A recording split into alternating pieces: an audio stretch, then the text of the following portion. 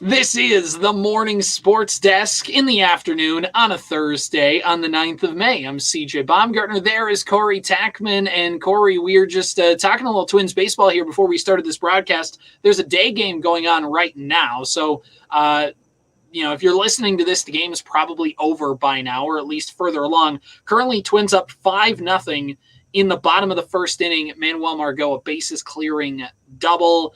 And looks like the first inning's over. So a 5-run spot in the first inning on Pablo Day, no less. If the Twins hang on to this, Corey, don't say if they're going to. As people are listening to this, the Twins have already won today and have won how many out of how many, CJ? So barring the Twins, when Pablo Lopez throws a complete game shutout today. Coward. The Twins will have won 15 out of their last 17 ball games. Wow. 15 of 17 the Twins have absolutely won. That's pretty good. It's amazing, especially they started 6-10, and how not just bad, but how unwatchable did that team feel to now where they, pun intended if you're an Xfinity Comcast subscriber, but or like anybody else who doesn't have DirecTV or RVig, you can't watch the Twins. But even if you Valley, for me, they're completely unwatchable, no matter if they're winning or not. So they were a pretty bad unit early in the season. For them to turn it around the way they have, You could just say that they're a good team, and over the course of the season, they've just proven to be a good team. Now this red-hot run has thrown them right back into the AL Central mix. But, you look at the 2006 Twins, they're the Saints around this time in the season and picking things up. Point is, Corey, not only did the Twins win 12 games in a row, but part of that 15 out of 17 stretch, again, this game pending, the Twins would have won 3 out of 4 against Seattle, who was in first place in the AL West coming into this series and had the best pitching staff in baseball, or one of two. The second best, or, the top two pitching staffs came to Target Field in the Boston Red Sox and the Seattle Mariners. And the Twins, in 7 games, went 5-2 and scored runs, by the way. They weren't eking some of these things out. Their offense has been clicking against some of the best rotations in baseball. Yeah, it's a lot of runs on a lot of hits, which are things, I have in particular, but we brought that up a lot. What's important about being a good offensive team is it needs to be, it's cool to be able to score instantly in one hit, but one run on one hit, even though that's efficient, even though that's an efficient way to do it, sometimes you got to score a bunch of runs on a bunch more hits. And that seems to be the case more often than not for this Twins team right now throughout this run. So after this guaranteed absolute win today, the Twins are 3 games over 500. They are right now 20-15. So they're 5 games after this. When you say right now, do you mean after this guaranteed win? Waking up on Thursday morning, the Twins were 21-15. So they're 22-15 right now as you're listening to this.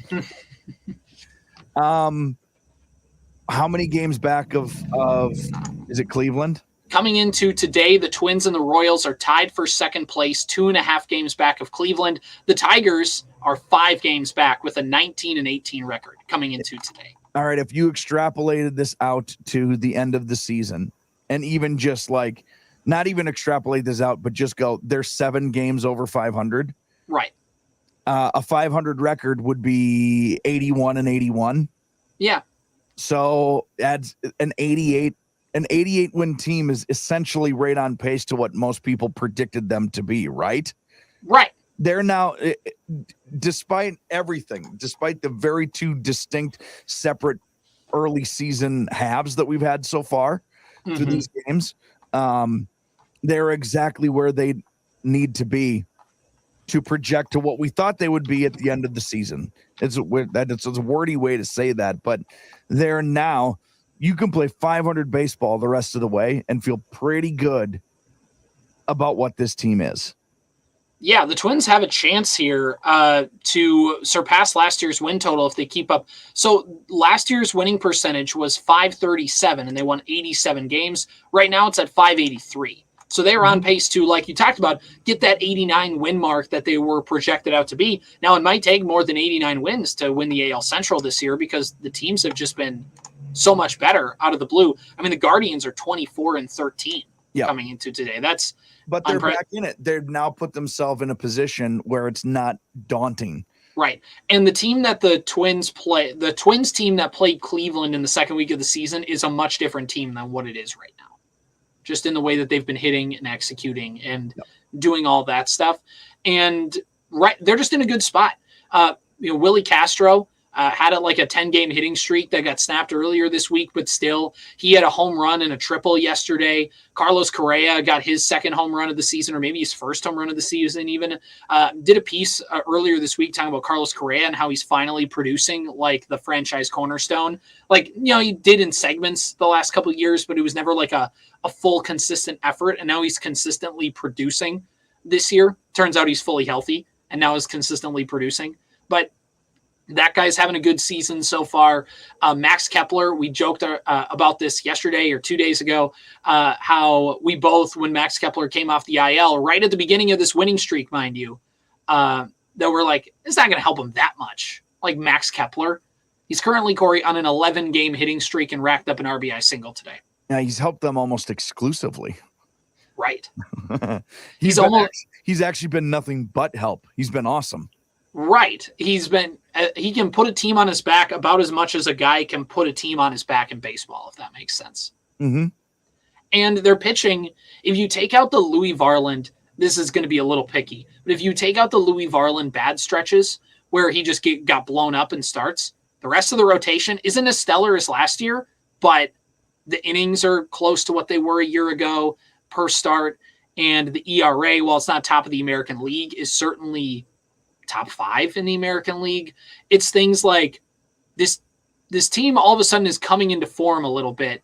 Pablo's really good. Joe Ryan's been solid. Ober's been solid. Paddock has been coming around his last couple starts, and Simeon Woods Richardson is a 5-starter. Looks like he can at least keep things together, and they don't have a ton of depth. So if somebody gets hurt, this thing could crumble pretty quickly. But right now, as things stand, the Twins have a nice little rotation here, and the bullpen has been a little overworked lately. They're starting to kind of show some cracks, but Duran at the top end just masks so many flaws. Well, and going on that big winning streak and now being 22-17, they are, or 15, 22-15, whatever. Yeah. They now, even if there is an injury, they put themselves in a place where all they have to do is tread water. Right. It wasn't that long ago, CJ, 2.5 weeks ago, essentially, where it was like, if they have another injury, this team is drowning. They need a life preserver. Right. Now, they don't need the life preserver if they have another injury. They just need to be able to tread water until that next guy can go back. You look at the calendar, it's the 9th of May today. We are 6 weeks away now only from Royce Lewis coming back. I think Morneau said yesterday he's starting to take ground balls. So, that's steady progress. If you imagine he comes back around the 4th of July. That's not that far away. No. And the team, right, like you talked about, dug themselves out of that hole. It's not Royce Lewis come save us. It's, all right, Royce Lewis, put us over the top, which is a much different conversation. Exactly. So the Twins right now in this game are still winning 5-0 upon this check, top of the second inning. But again, they go to Toronto. They should win some games there. They have the Yankees coming up pretty quickly. It's a tougher May for them. Their April schedule, especially towards the end, was really easy. This early May stretch, these 2 series weren't cakewalks, and the Twins are treating them like a cakewalk right now.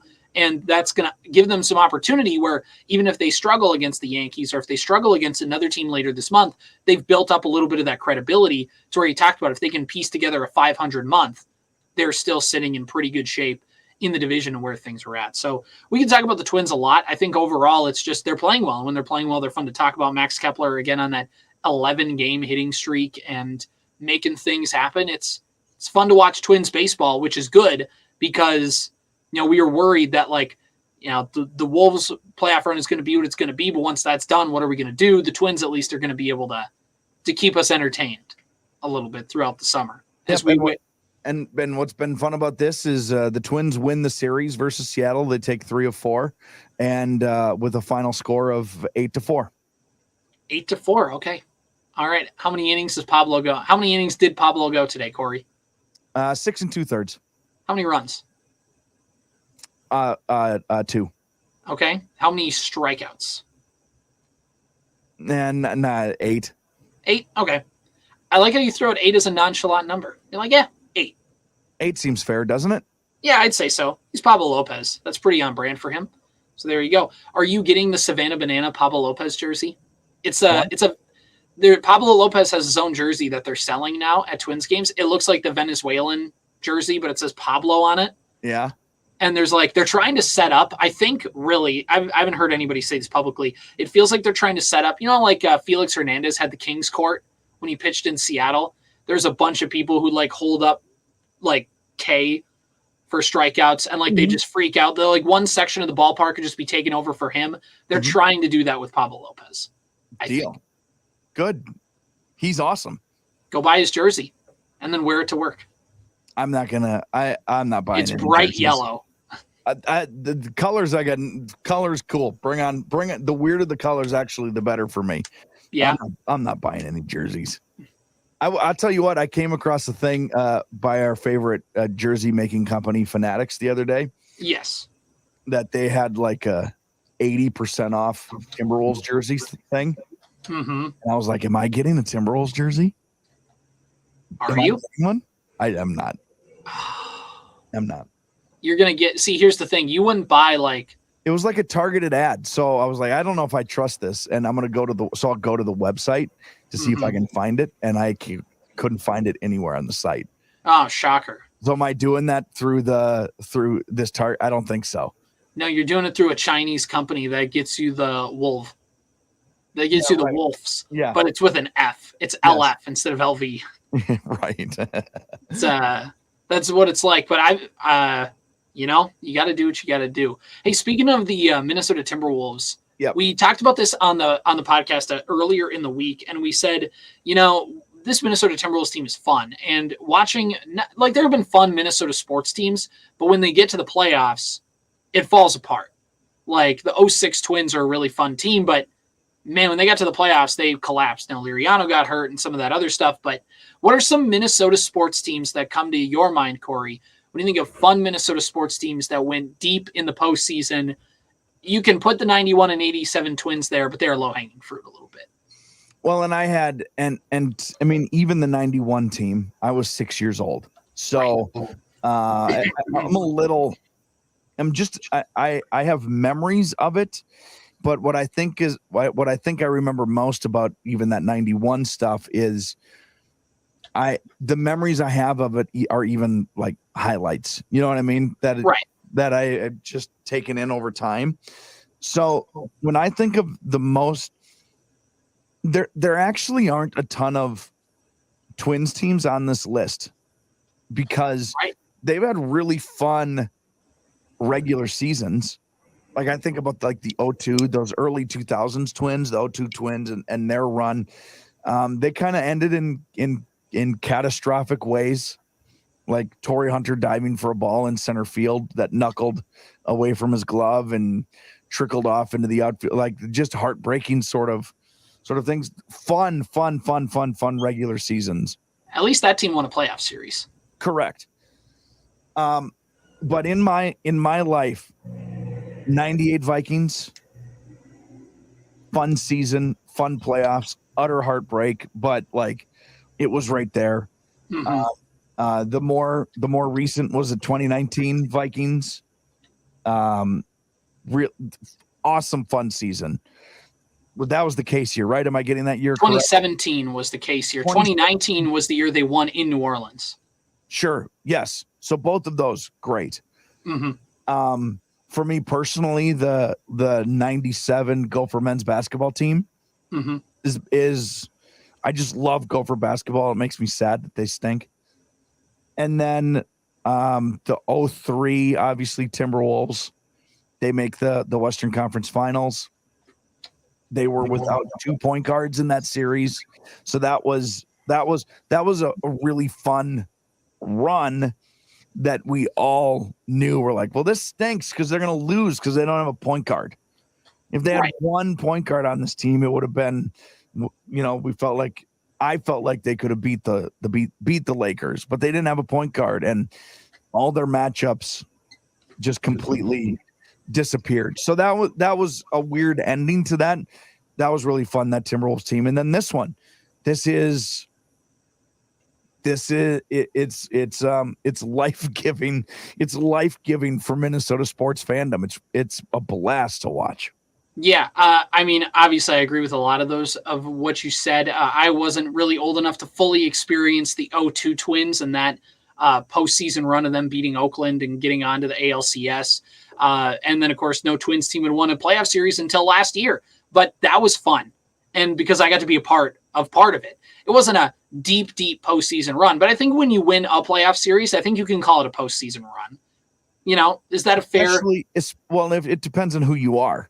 Right. I think if you're the Twins who hadn't won it won a series in 20 years, yeah, that's a playoff run. Absolutely. You won a postseason game. That's right. A playoff run. Right. That stuff. So like the 2023 Twins were the epitome, or were like the exact opposite of what they had been the epitome of, which was great regular season and then a team just caving in on themselves like wet cardboard in the playoffs. This was the opposite. This was a Twins team that was weird all year long, but it felt like they got healthy at the right time. Things clicked just enough for them to get healthy. Royce Lewis was smacking baseballs everywhere. Pablo Lopez was pitching as well as anybody on planet Earth at that point. And really, not only did the Twins win those postseason games, but they smacked Toronto. The pickoff play of Vlad Guerrero in that second game of the wild card series, in person, Corey, I am so happy I was at that game, because all of a sudden you can just see the quick move back, and everybody in unison at the stadium just went, "Oh, they got him!" And boom! I can't remember if they called him safe, and no, they called him out initially and they reviewed it, but.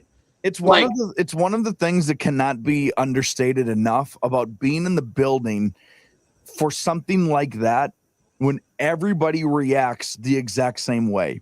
Right. And for a big I remember this is ridiculous because it pales in comparison to the importance of it, but I went to a Vikings-Packers game where they threw a ball up to Laquan Treadwell along the sideline, and he did a sick one-handed catch. And 80,000 people made this sound. Whoa. It was thunderous. Mm-hmm. And it lasted for as long as I just said it. It was just, whoa. So to be in the arena at Target Field for that, to see that play, and to have how many people fit in there? 45,000 people, whatever the number is, right, all reacting with the exact same response. It's cool, man. It's awesome. By the way, Ryan Jeffers, solo home run, Twins up 6-1. So we're closer to your 8-4 prediction. Well, let's go. There you go. Ryan Jeffers, by the way, leads all American League hitters in on-base plus slugging and is the top hitting catcher in baseball. Shout out RJ. That's what I call him. Now, your guy, Trevor Larnach, by the way, got a home run yesterday. I know. He's hitting. Thank goodness. Corey's predictions are on point. Just do anything, Trevor, please. But like speaking of the 2023 Twins, when Royce Lewis hit that, like there was an energy in the building, but it was a lot of like nervous energy because everybody's ready, but it's the playoffs. Royce Lewis in that first inning hitting that home run and making it 1-0 immediately just had everybody went from like nervous to, oh, we got this. Like everybody just went from playing ahead. And then Kevin Gossman, for the rest of the time he was out there, the whole crowd going, Gossman. Like people could hear it on TV, and he was clearly rattled. Like he had not been prepared for that kind of environment. It was fun. It was really, really fun. So that's why I'm always going to hold a special place in my heart for that postseason run. And then you took a game from Houston. Things imploded after the Pablo Lopez start, but whatever. You still kind of proved that you could win a playoff series and do that. The 2017 Vikings, obviously, were just fun because they beat down everybody they played, and the Keenum mania and all of that stuff. The last Vikings team that I think legitimately could have won a Super Bowl was that 2017 team. Yes. I know they made the playoffs a couple more times after that, but that was their shot with that core. And to see that kind of come together was really, really fun. The 2009 Vikings, their playoff run was fun. Now the miracle, and here's the thing. Here's why the 2009 playoff run was better than the 17 playoff run. The 2017 game against New Orleans, the divisional round, awful to watch because they got up early and you could feel it start to slip away the entire game. And that entire second half, you're sitting on pins and needles. The 2009 divisional round, they curb stomped the Cowboys. That was, it's like 34-0 or 34-3. It was like the Cowboys got a field goal early. It was 3-0. And Brett Favre and Sidney Rice just walked all over Tony Romo and the Cowboys. That was fun. That the NFC Championship game was an entire game of pins and needles, but at least they had a shot. Yep. So like, I don't know, like the 17 championship game, as soon as it got to like halfway through the second quarter, I stopped watching. I went upstairs to the house I was watching, and I literally did schoolwork. I was like, they're done. I'm not even watching the rest of this game. The Vikings are the only one on this list of fun teams that have ever actually truly threatened a championship. Right. Outside of those Twins teams, the 02 Twins, kind of, yeah. They didn't threaten a championship. They got to this. Fine. I know what you're saying, yeah. Those Vikings teams were great, and those Twins teams were really good. Yeah, I know. I know it's semantics probably, and a little bit argumentative, and a little bit hindsight, but like that 98 Vikings team was the best team in the league. If you put any of those NFC Championship games, if you put the 98 Vikings, the 09 Vikings, and the 17 Vikings in each of those Super Bowl games, you could make the case that they could have won each of them. 100%. Not that they would have, that they should have. Like they were incredible, those teams. So on this entire list, they're the only ones I would argue, even in the moment where it's like this team should do it. Right. And that's what makes this Timberwolves team fun this year. Right. This isn't like look at these guys. They're sneaking through the playoffs. It's like these guys are punching everybody in the mouth. And it's probably fair to say, it needs to be mentioned, if they lose the next 4 games, we immediately take them off the list. Right. Because, okay, cool, you won 1 series, and then you blew a 2 games to none lead. That's not fun. Right. That's not fun at all. The first 6 games really fun. The Wolves were dogs in all of the 6 games that they played so far. Now they're not. ESPN has been, as the kids say, glazing the Wolves the last few days. Like Stephen A. Smith, multiple days in a row, has come out in his support of the Timberwolves winning the championship this year. I believe they're the betting favorites now. They are not underdogs anymore. And that'll be fascinating to see how that shifts. But from the hearts and minds of general America, right. There would be underdogs just by anybody who doesn't pay attention, really. Right. And the national media are finally coming around to it because they hadn't been paying attention all year long. Right. Now they are. And the Wolves have raised their level of play. So it's going to be fascinating to see this team. But from a fan's perspective, it's just been so much fun. And we've had to wait like 4 days for this next game, which is tomorrow night, 8:30 tip-off at the Target Center. But there's that place is going to be downtown Minneapolis. We can talk about this tomorrow. But that place is going to, like a bomb's going to go off, metaphorically speaking. Like that. Oh, wow. It's going to be, you got to be careful what you say on threatened all of downtown Minneapolis, it sounds like. Oh, no, I don't get them. No, it's going to be one of the coolest places to be in the entire country. It's going to be awesome. Like there was a vibe when the Wolves won in Memphis against Memphis at the Target Center a couple of years ago, and people are like walking home, like we're just, there's a car on the street as you're walking to home, to the parking lot, to your hotel, and somebody's just rolling down with their window down, rolling down the street going, Wolves in 4, Wolves in 6, or what. Like, there's a buzz about basketball in Minnesota that people don't quite realize until there's a good basketball team here. Yeah, our fandom is often very fickle. Minnesotans yearn for good basketball. Like the level, but the level of excellence required to be in is it's a pretty high standard, sometimes unfairly. Right. But this team in particular seems to be meeting that standard. Mm-hmm. It's fun. Shout out Wolves, man. And they're so much better in these playoffs than they were during the regular season. Right. And we're talking about a team who was a game out of being the 1 seed. They were awesome during the regular season, and they're better during these playoffs. What's happening? It's fun. It's so much fun. One last thing, and then we'll wrap up the show for today, Corey. We talked about this earlier in the week, and now we finally have some time set aside to discuss it. our top inventions of the 20th century, excluding the internet, because whatever, that's number one. Yep. So outside of the internet, Corey, what is your, what did we say the other day? What was our example? We use the microwave. Oh yeah, microwaves are dope. Yes. So, you can add the microwave to your list, but what are give me 2 or 3 really great inventions of the 20th century? This is easy for me. I have the microwave just needs to be in this because you can do everything. You don't need a single piece of traditional cooking if you have a microwave. You can do everything in a microwave. Right. I thought about this a lot. Like, do I stay in the cooking theme? Like, do I go with the air fryer because of how versatile those things can be too? Is the air fryer a 20th? Yeah, great point. But versions of the air fryer have been around for it's like a convection oven. Like that's right. That has existed. I will tell you, and I feel very strongly about this. The materials used for like performance wear, like athletic performance wear, is like all the golf shirts is probably the best example of it. But like golf shirts are the most comfortable shirts that have ever been invented ever. Our clothing is more comfortable than it has ever been. So underwear, have you worn underwear recently, CJ? No, I can't say that I have. The stuff that they're making our underwear out of now is unbelievably comfortable. It wasn't that long ago where you had to waltz around. We're coming up on summer here in Minnesota. Think about July 17th in a pair of cotton boxer shorts. It's the old joke. How come no?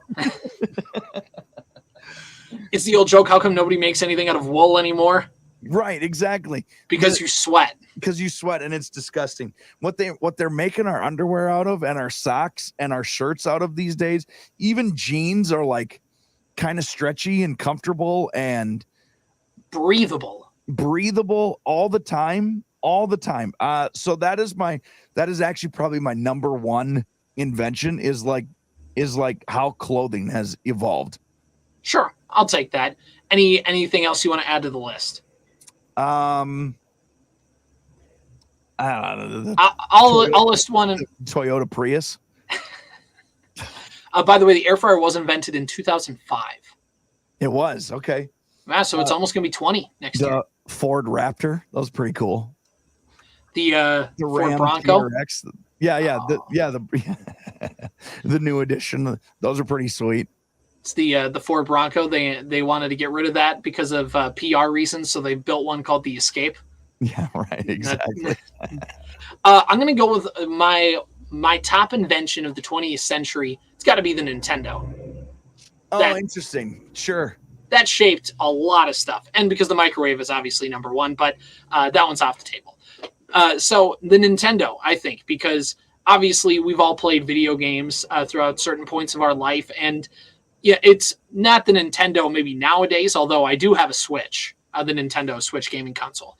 But everybody had a Nintendo, it felt like, or you went to a buddy's house to go play on his Nintendo, or it just sparked the video game movement where Sony and Xbox made theirs, and there was the Sega, and there were video games before, there were arcade games, and there was some stuff like that. But Nintendo making the at-home video game console has shaped so much of American and international just pop culture for that reason. So I'm going to go with the Nintendo. Answer. That's a great answer because I am one of those people who didn't have a gaming. I was a senior in high school when we got a PS2 in our house because my brother, who was 6 years younger than me, wanted one. If I wanted to play, I had to go to my buddy Ryan's house and we'd play Teenage Mutant Ninja Turtles on a Sega Genesis. Mm-hmm. And then, in college, friends had them and whatever, like Guitar Hero and all that. So just ridiculous. That's a great one. That's a great answer. And probably, if I can add on to that, because I think it ties into gaming. It ties into gaming and sure. the experience of gaming. But high definition television. Oh yeah. And a complete and utter game changer. I don't do a lot of gaming, watch a ton of sports. And things like when I was growing up, CJ, they tried to make hockey more watchable by putting this like floating trail. So like a comment on your TV screen because it was impossible to follow the puck. Right. And then high def was invented. And not only could you see the puck, you could see the faces. You could see how many layers of tape they had on their stick. You could watch golf. Golf is so much better now too. You could see blades of grass. You could see like, oh, they missed a weed over in the corner. You could see when they would show free throws in a basketball game. You could see like they didn't look glazed. These players, there were beads of sweat that you could see all of a sudden. So right. High definite think about how the graphics were able to change. I think oftentimes about like the original Tomb Raider games. And because you see that like the original Tomb Raider, and then anytime they put out a new version of Lara Croft, and she looks completely different. Human.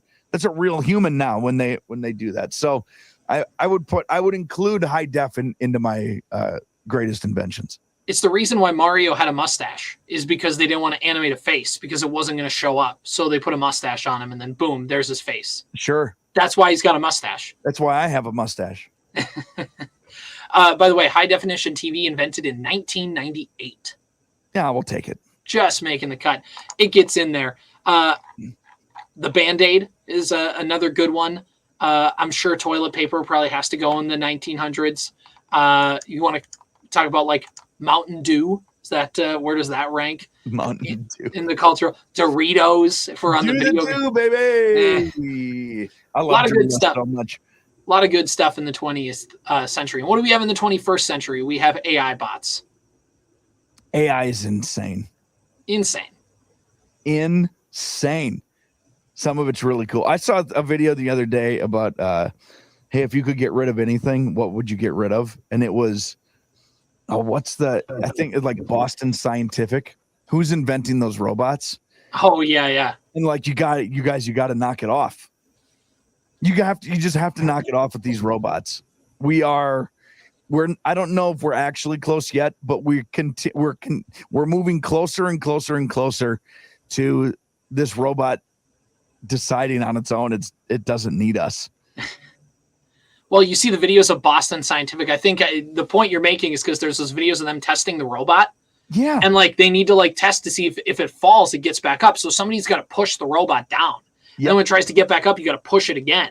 Yep. And so like it keeps trying to get back up, and it looks like they're being mean to it. So everybody's like, "We've just started the uprising." This is how Terminator starts. They've made robots that could do Ninja Warrior. I don't need a robot who can jump across boxes and across the moat. Unless he explodes, then it looks really cool. That would be sweet. So the point of that video was like, make the robot, continue growing the robot, but there better be a self-destruct button. When I was growing up, Power Rangers, the putties had a big circle on their chest. Yeah. And if you punch the circle, the putties would go and they would disappear. That's what they need.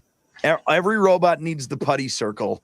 So that way, whatever's happening, but if you can just get in there and go dink, shuts the whole thing down. Shuts it down. And then that will be the greatest invention of the next century. We talked about a lot today. The Twins winning streak, the Wolves, and the fun Minnesota sports teams. AI's coming for us all. We've really put it all together in today's episode. And shout out Microwaves. And shout out Microwaves and Max Kepler. This has been the Morning Sports Desk for Thursday, May 9th.